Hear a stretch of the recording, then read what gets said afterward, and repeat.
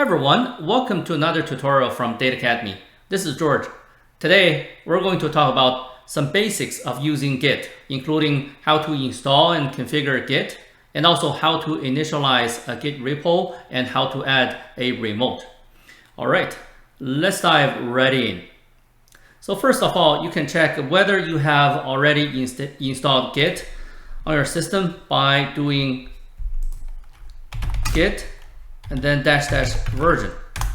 There you go. I already have a Git on my system, so I don't have to install. But if you haven't yet, what you can do is by using these two commands. So this one here, and then you need to run this as well. And then that's it. Once you're done, you can do this again to check your Git version. All right, let's come back here. So the next thing is to configure Git. So first of all, let's check the configuration in Git by doing git config -- list. And there's nothing. All right. So now we need to configure Git. And the most important thing we need here is first the username and second is the email. Why do we need these things? Well, for two reasons. So number one, later on, when we connect our local Git to GitHub, we need to identify ourselves. And this is the way. And the other reason is because Git is your tool to collaborate with others. So if you do not have your username and your email address, how can you differentiate and identify yourself from others? So those are the two reasons. So first, let's configure our email here. So I'm going to say git config -- global and then username. And here I'm going to enter my username, which is Data Academy. That's it. Next, I'm going to add my email address by doing almost the same thing, but then I'm going to say user email, and then now I'm going to enter my email, which is the Data Academy @gmail.com. Okay.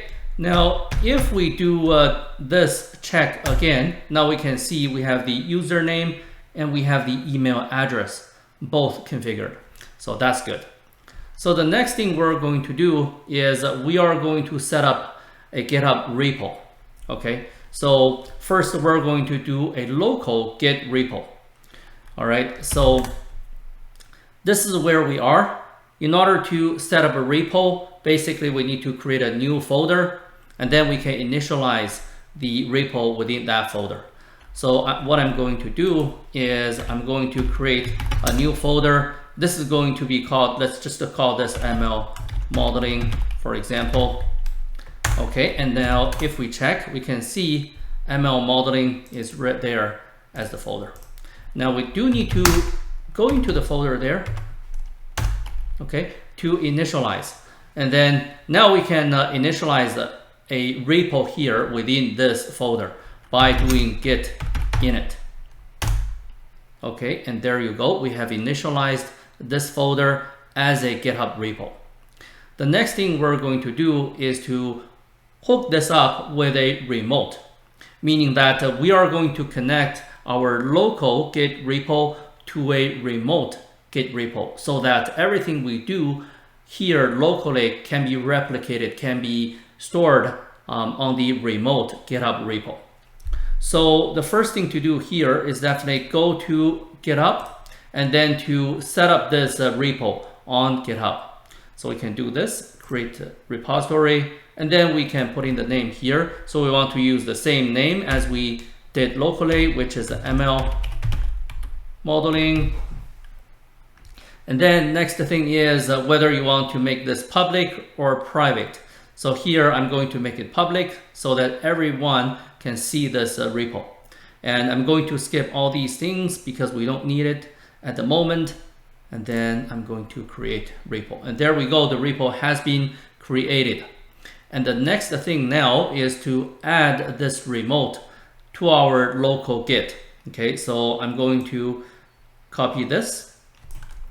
And then we'll come back here. Well, first of all, we can check whether there is any remote that has been added already by doing this.